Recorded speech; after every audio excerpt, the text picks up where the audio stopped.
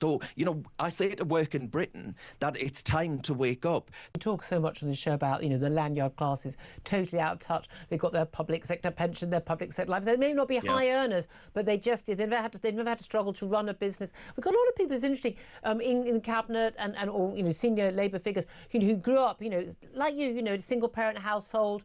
And you talked about how much that has impacted your life in terms of the struggles, on one income and parents and families trying to make ends meet.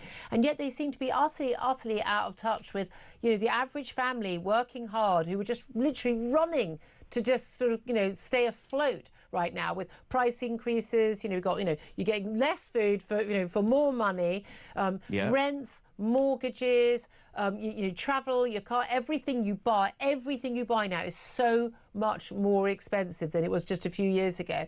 People are really, really struggling, and we're being told you're going to have your taxes going up. Meanwhile, we've got a few million people doing sod all, sitting on their backsides all day.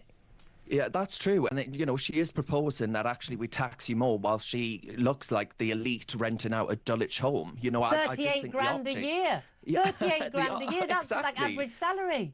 I mean, the optics are absolutely appalling, and it's the privileged paying for exemptions. That's the look here. So, I say to work in Britain that it's time to wake up. The purported representatives of the working class, the Labour Party, well, they won't rule out tax rises because they're ready to squeeze you like a pulp. I noticed, Julia, that they're already rolling back on the ban on North Sea oil and gas. They've realised clearly that Miliband is off his sodding rocker. Sorry, Julia, if I can use that word at this time.